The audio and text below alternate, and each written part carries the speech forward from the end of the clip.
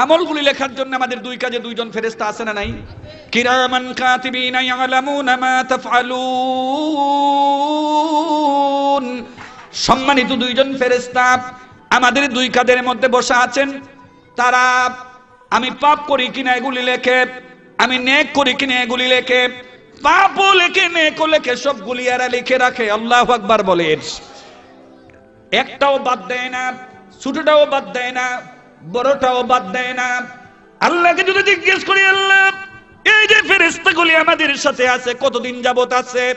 আমি যখন জন্মগ্রহণ করেছি, জন্মের পরে এই দুই কাঁধে দুইজন ফেরেশতা এসেছে। যতক্ষণ পর্যন্ত আমি মৃত্যুবরণ না করব, এতক্ষণ পর্যন্ত এই ফেরেশতাগুলি আমার সাথে থাকবে। আমি যখন খানা খাইতে যাই, এদের কোনো খানা খাওয়ার প্রয়োজন হয় না। আমি যখন ঘুমাতে যাই, এদের কোনো ঘুমের প্রয়োজন হয় না। আমি যখন নাকি প্রস্রাব পায়খানা ইস্তেঞ্জা এবং হাজতের মধ্যে যাই, এদের কোনোদিন হাজতের প্রয়োজন হয় না। এদের কোনোদিন এগুলির প্রয়োজন হয় না। 24টা ঘন্টা আমার সাথে থাকে, একটা সেকেন্ডের জন্য এরা আমাকে ছেড়ে যায় না। আল্লাহু আকবার বলেন। আমি যদি জিজ্ঞেস করি, আল্লাহ কি পরিমাণ গুনাহ হইলে পরে তারা লেখে? আল্লাহ রাব্বুল আলামিন কোরআনের মধ্যে বলে দিয়েছেন, ফামান ইয়ামাল মিসকালা যাররাতিন খাইরান ইয়ারা ওয়া মান ইয়ামাল মিসকালা যাররাতিন শাররান ইয়ারা। আল্লাহু আকবার বলেন যে তুমি যদি সরিষা পরিমাণ একটা নেক করো, এই নেকটা তোমার আমলনামার মধ্যে লেখা হবে। তুমি যদি সরিষা পরিমাণ একটা পাপ করো, এই পাপটা তোমার আমলনামার মধ্যে লেখা হবে। আল্লাহু আকবার বলেন। সরিষা পরিমাণ একটা নেক যদি আমি করি, সরিষা পরিমাণ একটা পাপের কাজ যদি করি, এগুলো যদি আমার আমলনামার মধ্যে লেখা হয়, একদিনই তো বড় একটা কিতাব হয়ে যাওয়ার কথা। অথচ আমি তো 30 বছর বেঁচে রইলাম, 40 বছর বেঁচে রইলাম, কেউ 60 বছর, কেউ 70 বছর বেঁচে রইলাম, কেউ 80 বছর, কেউ 90 বছর বেঁচে রইলাম, কেউ বা শতাধিক বছর বেঁচে রইলাম। এই যে বেঁচে থাকলাম, এই বেঁচে থাকার সময়ে সরিষা পরিমাণ নেক যদি লেখা হয়, সরিষা পরিমাণ পাপ যদি লেখা হয়, পাপ এবং নেকের এই কিতাবটা, আমলটা, ডায়েরিটা অনেক বড় হয়ে যাবে। কথা ঠিক কিনা বলেন? জোরে বলেন, কথা ঠিক কিনা? আমি যদি ভালো আমল করে যাইতে পারি, এটাই হবে আমার সঙ্গী। রাসূল বলছি, ইত্তাবিউল মাইয়িতু সালাসাতুন। একটা মৃত্যু ব্যক্তিকে 3টা জিনিস তালাশ করে। কয়টা জিনিস? ফায়ারজিউ ইসনানে ওয়া ইয়াবকা ওয়াহিদ। ফায়ারজিউ ইসনানে ওয়া ইয়াবকা ওয়াহিদ। একটা হইল যে ফায়ারজিউ ইসনানে ওয়া ইয়াবকা ওয়াহিদ, যে একটা হলো যে 2টা জিনিস ফিরে আসে, একটা জিনিস বাকি থেকে যায়। 2টা জিনিস ফিরে আসে আর একটা জিনিস কি থাকে? বাকি থেকে যায়। যেই জিনিসগুলি বাকি থেকে ফিরে আসে, এটা হলো আহাল। এটা কি? আহাল। কারণ একটা মানুষ যখন মারা যায়, কবরের দিকে মানুষ লাশটা কাঁধে নিয়ে যায়, কবরে মানুষ তাকে লাশটারে নামায়, এরপরে আবার মাটি দেয়, সমান করে, দাফনের কাজ করে। আচ্ছা, দাফনের কাজ করার পরে কি এই লোকগুলি কবরে বসে থাকে না ফিরে আসে? যেই মালসামানাগুলি নিয়ে গেছিল, এই মালসামানাগুলি কিন্তু সাথে করে নিয়ে আসে। তাইলে আপনজন যেগুলো গেছিল এগুলিও চলে আসলো, যেই মালসামানাগুলি নিয়ে গেছিল এগুলো নিয়ে আসলো। উনার সাথে থাকলো কি? আমল। কি থাকলো? জোরে বলেন, কি থাকলো? তাইলে ছেলে মেয়ে আপনজন, আত্মীয় স্বজন আমার আপন, আর নাকি আমলটা আমার আপন? আমলটা। মাল সম্পদ আমার আপন নাকি আমলটা আমার আপন? অবশ্যই আমলটা আমার আপন। কথা ঠিক কিনা বলেন? তাইলে যদি আমলটা ভালো করতে পারি, আমলটা ঠিক করতে পারি, তাইলে আমার ছেলে মেয়ে যদিও আমার কোনো উপকারে আসবে না, মাল সম্পদ যদিও আমার কোনো উপকারে আসবে না, আমার আমলই আমার আল্লাহর জান্নাতে আমাকে পৌঁছাই দিবে। কথা ঠিক কিনা বলেন? এই জন্য কবি বলেছেন, এমন জীবন করো রে গঠন, মরিলে হাসিবে তুমি, কাঁদিবে ভুবন। এমন জীবন করো না গঠন, মরিলে কাঁদিবে তুমি, হাসিবে ভুবন। আল্লাহু আকবার বলেন। কারণ একটা ভালো মানুষ যখন মারা যাওয়ার সময় হয়, আজরাইল যখন ওনার সামনে আসে, আল্লাহর জান্নাতে ফেরেশতাগুলি তাকে জান্নাতের দৃশ্যগুলি দেখাইতে থাকে, ছবিগুলি দেখাইতে থাকে।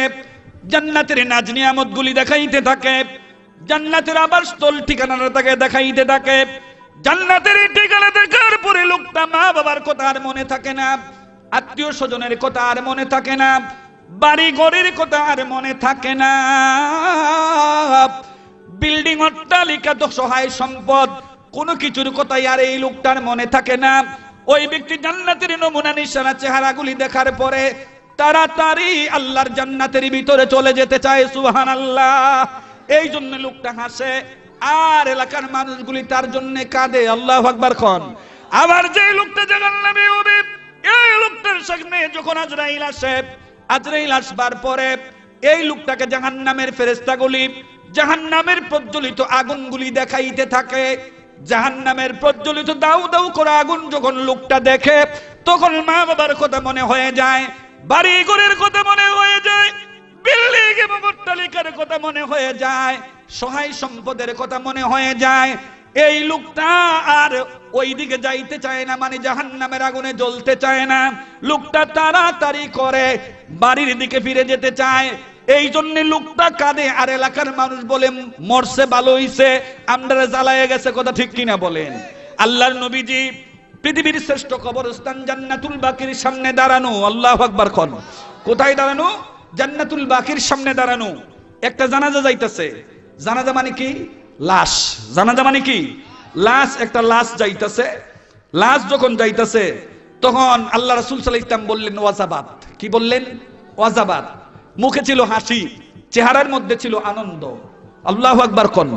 অনেকক্ষণ পরে আরেকটা জানাজা যায়, আরেকটা লাশ যায়। কারণ মৃত্যুর আগে মানুষের অনেক পরিচয় থাকে, খা, বুইয়া, চৌধুরী, পাঠান, তারপরে ডিসি, এসপি, সচিব, কত কিছু পরিচয় থাকে, থাকে কি থাকে না? কিন্তু মৃত্যুর পরে এই পরিচয়গুলি আর লোকটার থাকে না, তখন হয়ে যায় কি? লাশ। জানাজার নামাজ মানে লাশের নামাজ। কিসের নামাজ? লাশের নামাজ। আরেকটা লাশ অনেকক্ষণ পরে যাচ্ছেন। আল্লাহ রাসূল সাল্লাল্লাহু আলাইহি ওয়াসাল্লাম এবারও বললেন ওয়াজাবাত। চেহারার মধ্যে হাসি নাই, মনের মধ্যে আনন্দ নাই, তিনি যেন কাঁদে কাঁদে এমন ভাব। আল্লাহু আকবার বলেন। আল্লাহ রাসূলের সাহাবারা জিজ্ঞেস করলো, ইয়া রাসূলুল্লাহ, নবীজি ব্যাপার কি বুঝতে পারলাম না। ও নবীজি, প্রথমবার যে জানাজাটা গেল আপনি দেখে বললেন ওয়াজাবাত, চেহারার মধ্যে হাসি ছিল আর আনন্দ ছিল। দ্বিতীয়বার যে জানাজাটা গেল আপনি বললেন ওয়াজাবাত, চেহারা মলিন ছিল, কালো ছিল, কুৎসিত ছিল। ও নবীজি, কারণটা কি বুঝতে পারলাম না। আল্লাহ নবী বললেন, সাহাবারা শুনো, প্রথম যে ব্যক্তিটা লাশ হয়ে গিয়েছে ওই ব্যক্তির আমল ছিল ভালো, আখলাক ছিল ভালো, স্বভাব চরিত্র ভালো ছিল, ব্যবহার ছিল অমায়িক। এই লোকটা মৃত্যুর পরে এলাকার লোকেরা কান্নাকাটি করেছে, আহাজারি করেছে, রুনা জারি করেছে, কিন্তু কি আল্লাহর কাছে বলছে, আল্লাহ এই লোকটাকে তুমি এত তাড়াতাড়ি আমাদের মাঝ থেকে নিয়ে গেলা কেন? এই লোকটা তো আরো কিছুদিন আমাদের মাঝে বেঁচে থাকা দরকার ছিল। আল্লাহ নিয়েই যেহেতু গিয়েছ, তোমার এই বান্দাটাকে তোমার জান্নাতি বানায় দিও। সুবহানাল্লাহ। এই লোকের ভালো আমলের কারণে, এলাকার লোকদের ভালো মন্তব্যের কারণে আমার রব্বুল আলামিন, আমার মেহেরবান আল্লাহ, আমার মেহেরবান প্রভু এই লোকটাকে মাফ করে দিয়ে জান্নাত ওয়াজিব করে দিয়েছে। আল্লাহু আকবার বলেন। মাফ করে দিয়ে জান্নাত ওয়াজিব করে দিয়েছে।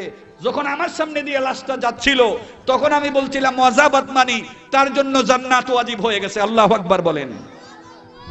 দ্বিতীয়বারে যে লাশটা গেল এই লোকটার আমল ছিল না ভালো, আখলাক ছিল না ভালো, স্বভাব চরিত্র ভালো ছিল না। আল্লাহু আকবার কোন।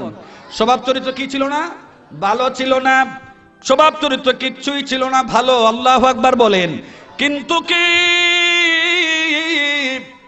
এই লোকটা মৃত্যুর পরে এলাকার লোকেরা তার ব্যাপারে আনন্দ করেছে, ফুর্তি করেছে, আহাজারি করেছে, আর বলেছে লোকটা মরছে ভালো হইছে, আমাদের জ্বালায় গেছে।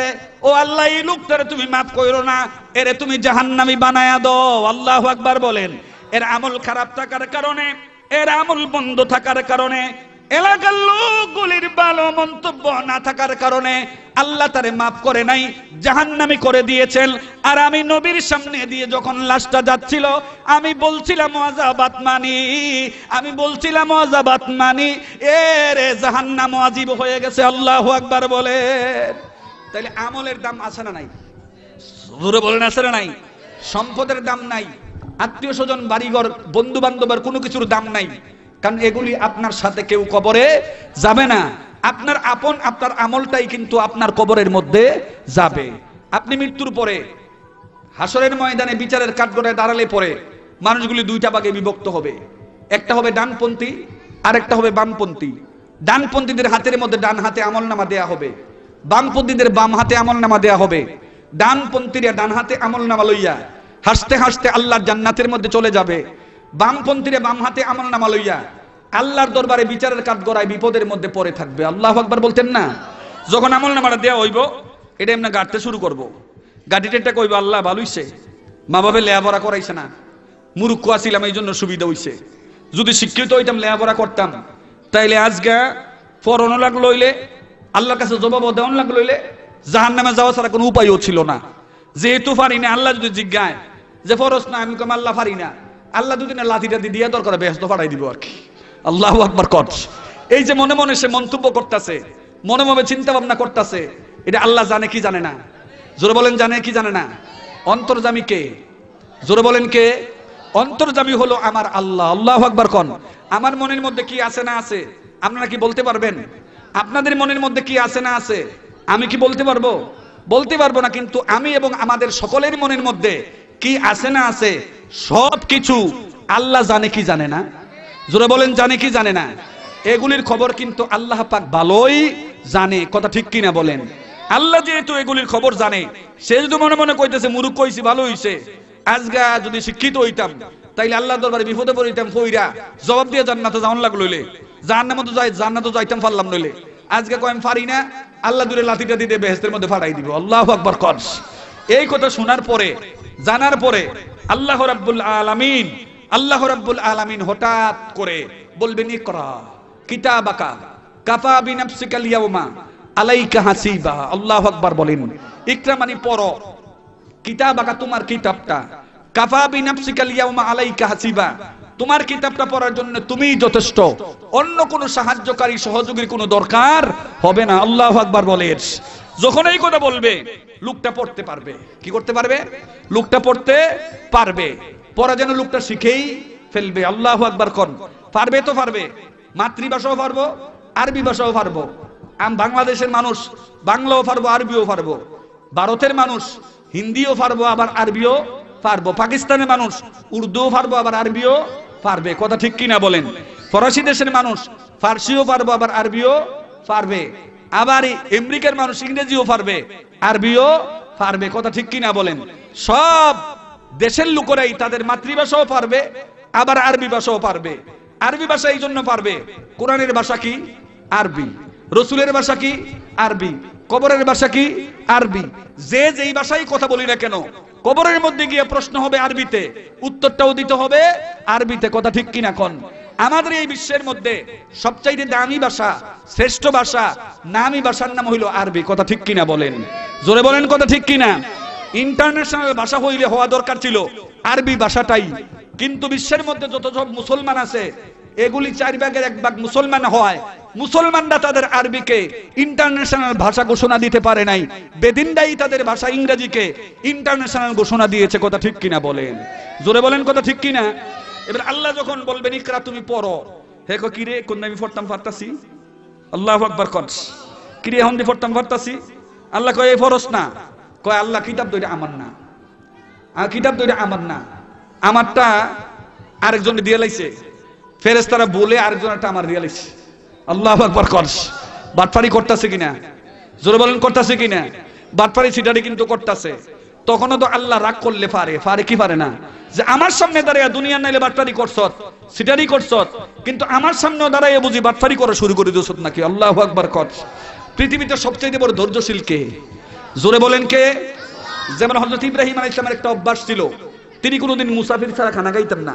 কি ছাড়া খানা খাইতেন না? মুসাফির ছাড়া তিনি খানা খাইতেন না। আল্লাহু আকবার কোন। গরিব মিসকিনকে আহার পেতে দিতেন, এরপরে নিজে খানা খাইতেন। কোরআনের মধ্যেও আছে মানুষগুলি জাহান্নামে যাওয়ার 2 নাম্বার কারণ হলো, অনেকগুলি কারণের মধ্যে যেই ব্যক্তি গরিব মিসকিনকে খানা দেয় না, গরিবের খোঁজ খবর রাখে না, ভিক্ষুকদেরকে কিছু দেয় না, ওই ব্যক্তি জাহান্নামে যাওয়ার এটা হলো অন্যতম কারণ। আল্লাহু আকবার কোন।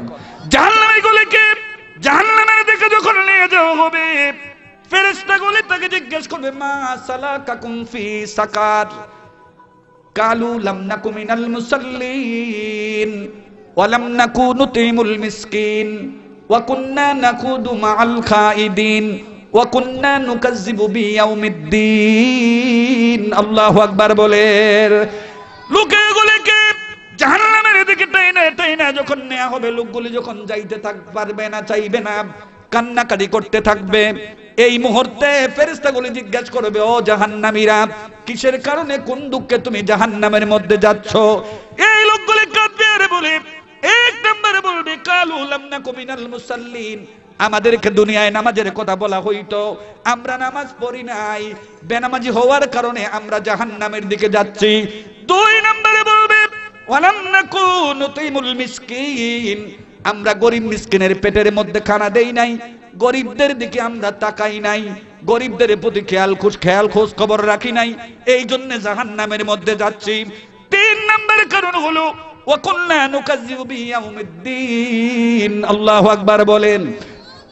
ওয়া কুন্না নাখুদু মাআল খাইদিন, ভালো ভালো মানুষের বিরুদ্ধে আমরা বসে বসে দোকানপাটে সমালোচনা করতাম, আলেম উলামাদের বিরুদ্ধে সমালোচনা করতাম, এই জন্য জাহান্নামের মধ্যে যাচ্ছি। চার নম্বর কারণ হলো ইন্নাদ দীনা ইনদাল্লাহিল ইসলাম, Islam is the complete code of life. আল্লাহর কাছে সবচাইতে বড় দামি গ্রন্থ, সবচাইতে নামী গ্রন্থ, সবচাইতে দামি ধর্ম, সবচাইতে নামী ধর্ম ইসলামটাকে আমরা মিথ্যা প্রতিপন্ন করেছি, ইসলামের বিরুদ্ধে কাজ করেছি, কিন্তু ইসলামের পক্ষে কাজ করি নাই, ইসলামের পক্ষে কথা বলি নাই। আমি আমার দলের পক্ষে কথা বলেছি, আমি আমার নেতা নেত্রীর পক্ষে কথা বলেছি, এই জন্য আজকে জাহান্নামের মধ্যে যাচ্ছি, জান্নাতের মধ্যে যেতে পারি না। আল্লাহু আকবার বলে।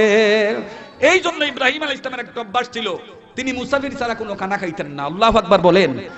একদিন মুসাফির পাইতেছেন না, একদিন, দুই দিন, তিন দিন হয়ে গেছে, উনিও খানা খান না, মুসাফিরও পাইতেছেন না।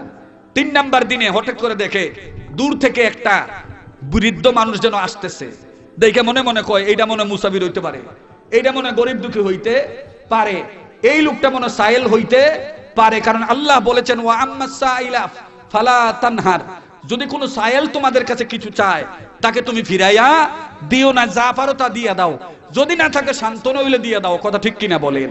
তো হুজুর মনে করতেছে ভিক্ষুকটা মনে আইতাছে, ওরে নিয়ে মনে খানাটা না খাওন যাইব।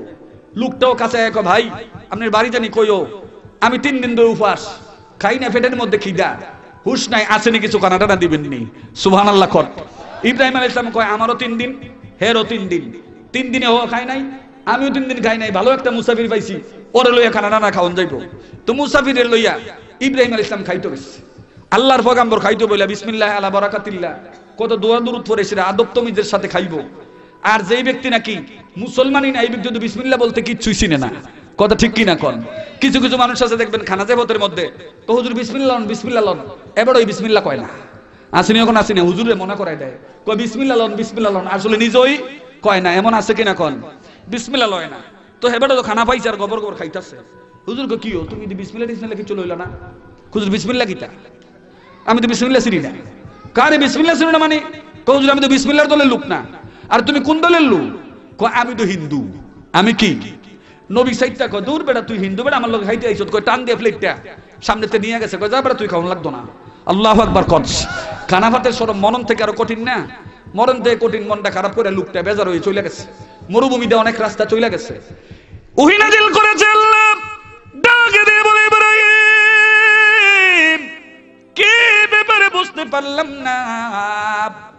ইব্রাহিম রে, এই লোকটার বয়স 80 বছর হইছে, একবারও আমি আল্লাহকে আল্লাহ বলে ডাক দিল না, আমি আল্লাহর কলমা একবারও তিলাওয়াত করলো না। বড় বড় পাহাড়গুলি দেখে খোদা মনে করে সেজদা করত, চন্দ্রটা উঠলে পরে চন্দ্রকে সেজদা করত খোদা মনে করে, সূর্য উঠলে পরে খোদা মনে করে, বড় দেখে এটারে সেজদা করত। আল্লাহু আকবার বলেন। বড় বড় পাথরগুলিকে, বড় বড় পাহাড়গুলিকে খোদা মাইনা খোদা হিসাবে সেজদা করত। কিন্তু কি আমি আল্লাহর নাম তো একবারও লইল না।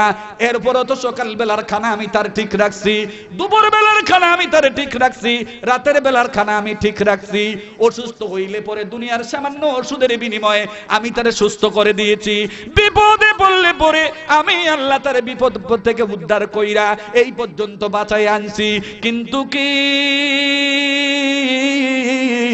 একটা বেলা তোমার ঘরে খানা খাইতে বসার পরে 3 দিন উপবাস থাইকা আর তোমার আল্লাহর নাম না লয় তুমি যে প্লেটটা কাইরা তার রাইখা দিলা, বিদায় করে দিলা, তুমি রাগ করেছো তার সাথে, আমি আল্লাহ রাগ করেছি তুমি ইব্রাহিমের সাথে। আল্লাহু আকবার বলে।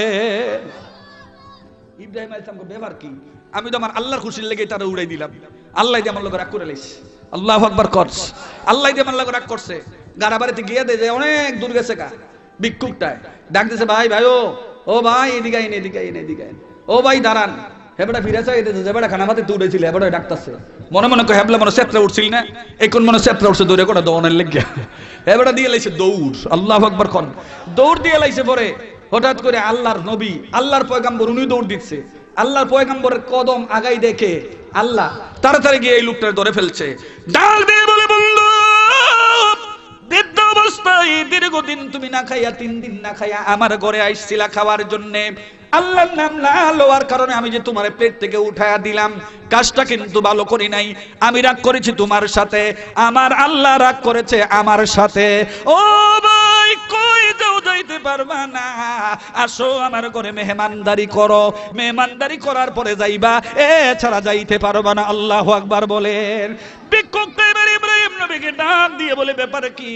আপনি আল্লাহর কথা বললেন, আপনার নামটা কি আগে বলেন। ইব্রাহিম নবী বলল, আমার নাম ইব্রাহিম, আমি আল্লাহর খলিল, আল্লাহর দোস্ত। এই কথা বলবার পরে ভিক্ষুক বলে, ও ইব্রাহিম, তুমি যদি আল্লাহর বন্ধু হয়ে থাকো, তুমি যদি আল্লাহর খলিল হয়ে থাকো, তুমি যদি আল্লাহর দোস্ত হয়ে থাকো, অনেক দিন আগে মানুষের বুকে চলছিলাম, আমাদের জমানায় একজন পয়গাম্বর আসছে, উনার নাম নাকি ইব্রাহিম আলাইহিস সালাম, উনার হাতে হাত ধরে কলমা পড়ে মুসলমান হওয়ার জন্য আমি তো ঘোরাফেরা করতেছি মুসাফির হিসাবে, দেশের পর দেশ সফর করতেছি। ও ইব্রাহিম, প্রথম সাক্ষাতে আমি যদি জানতাম তোমার নাম ইব্রাহিম, তুমি আল্লাহর পয়গাম্বর, খানা খাওয়ার আগে আমার মনের আশা পূরণ কইরা এরপরে তোমার ঘরে খানা খাইতাম। ও ইব্রাহিম, খানা খাইব, তুমি আমার মনের আশাটা তুমি পূর্ণ করবানি কও। ইব্রাহিম নবী বলি, তোমার কি আশা বলো তো দেখি। এবার ওই লোকটা ডাক দিয়া বলল, আমারে কলমা পড়ায়া মুসলমান বানায়া দাও। আল্লাহু আকবার বলেন। আমারে কলমা পড়ায়া মুসলমান বানায়া দাও। ইব্রাহিম নবী ওই লোকটার কলমা পড়াইলেন, মুসলমান বানায়া দিলেন। এবার মুসলমান হইয়া বাইয়ে বাইয়ে একসাথে খানা খাইলো। আল্লাহু আকবার বলে। ধৈর্যটা বেশি কার? আল্লাহর। জোরে বলেন কার? জোরে বলেন কার?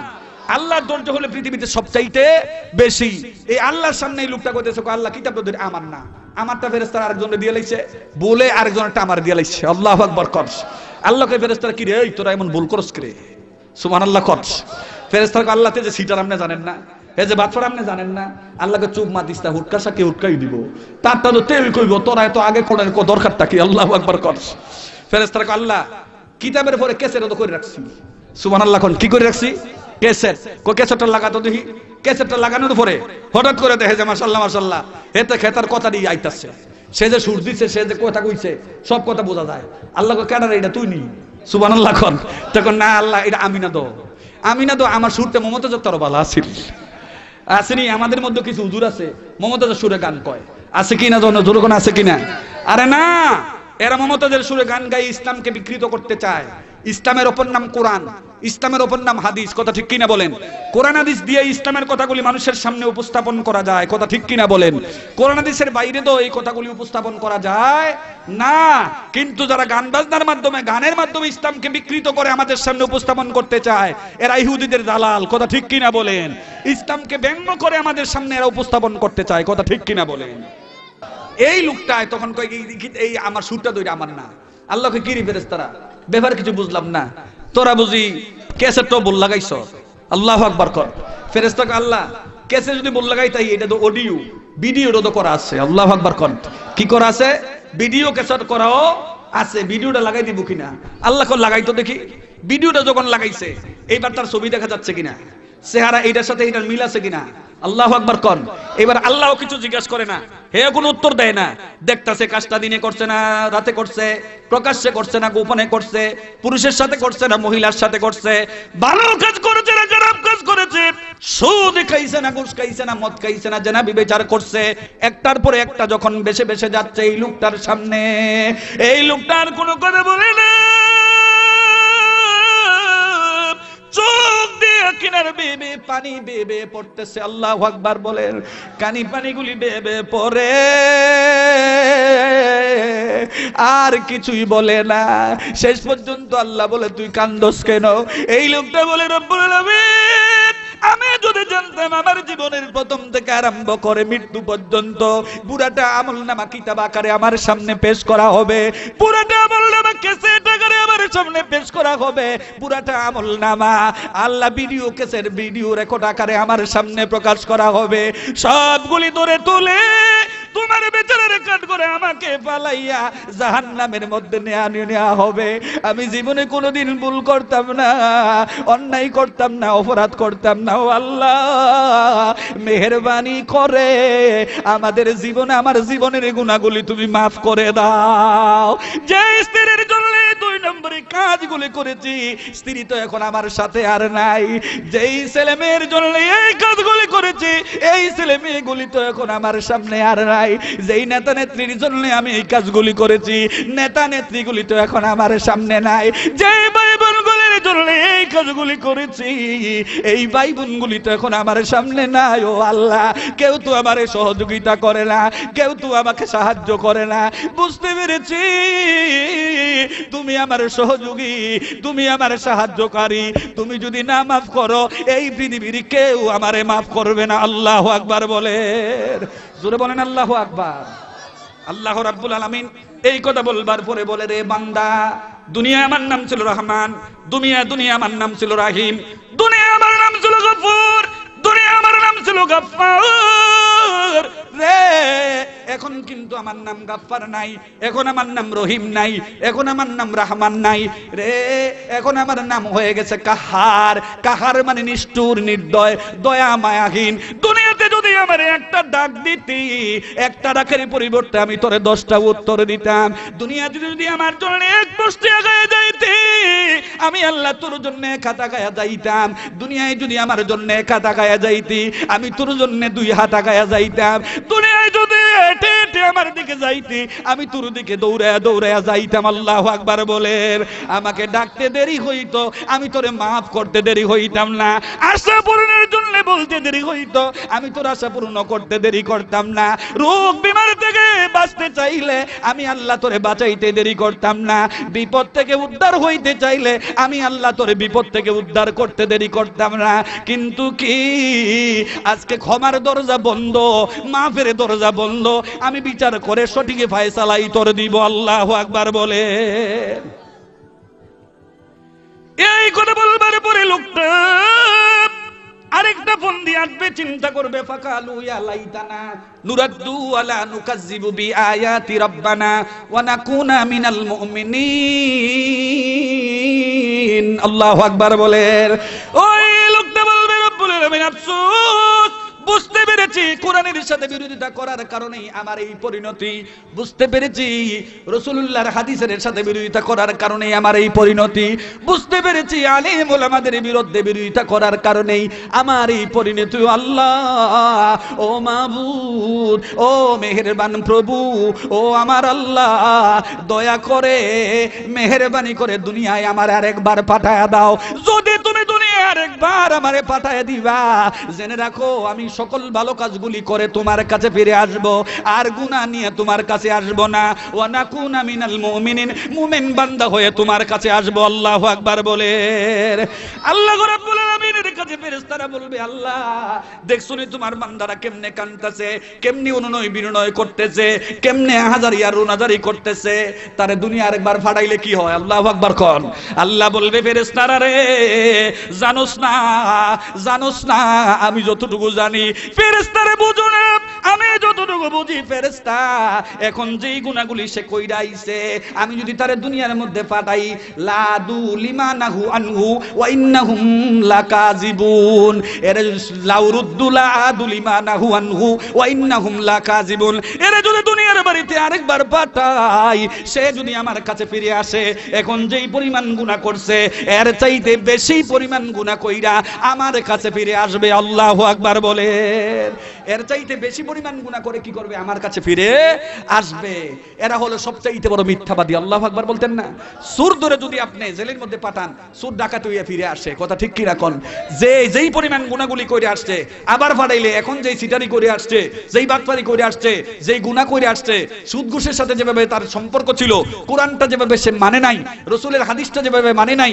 আলেম ওলামাদের সাথে তার ভালো সম্পর্ক ছিল না ইজ্জত করে নাই সম্মান করে নাই সে এর চাইতে খারাপ হইয়া খারাপ অবস্থায় ফিরে আসবে এর জাহান্নামে পাঠাইয়া দাও এর জন্য জান্নাত নয় আল্লাহু আকবার বলতেন না এই জন্য আল্লাহ রাসূল বলছেন ইন্নাল্লাহা লা ইয়ানজুরু ইলা সুওয়ারিকুম ওয়া আমওয়ালিকুম ওয়ালাকিন ইয়ানজুরু ইলা কুলুবিকুম ওয়া আমালিকুম আল্লাহ তোমার শিতাম দেহের দিকে তাকাইবে না বিল্ডিং এবং অট্টালিকার দিকে তাকাইবে না আল্লাহ তাকাইবে তোমার ঈমান এবং আমলের দিকে ঈমান যদি ভালো হয় আমল যদি ভালো হয় তুমি আল্লাহর জান্নাতের মধ্যে যাইবা আল্লাহু আকবার বলেন ঈমান যদি ভালো না হয় আমল যদি ভালো না হয় জান্নাতে যাইতে পারবে না তোমার স্থান হবে জাহান্নামে আল্লাহু আকবার বলেন বাইরে একটা কথা চিন্তা করা দরকার আমার সমাজের মুরব্বী যারা ছিল তারা এখন কোথায় গেল সামনের কাতারের মুসল্লিগুলি চলে গেছে কবরে দ্বিতীয় কাতারের লোকগুলি এখন সামনের কাতারে আবার এরা যখন চলে যাবে তৃতীয় কাতারের লোকগুলি সামনের কাতারে চলে যাবে পিছনের লোকগুলি যারা কোনোদিন সাহস করে সামনে বসতে চাইতো না মুরব্বীদের শ্রদ্ধা সম্মান করে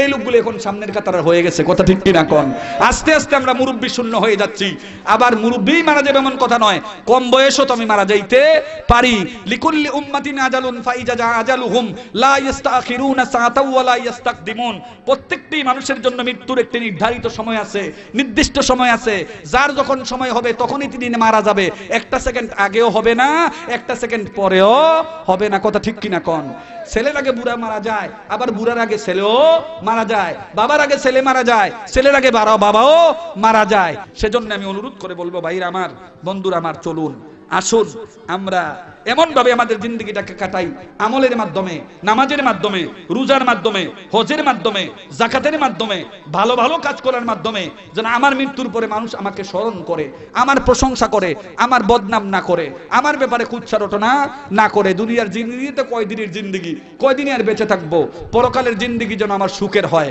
শান্তির হয় আরামের হয় আয়েশের হয় ভালো একটা জিন্দেগি হয়ে যায় আল্লাহ যেন কবুল করে সকলে বলেন আমিন আরো জোরে বলেন আমিন আরো জোরে বলেন আমিন।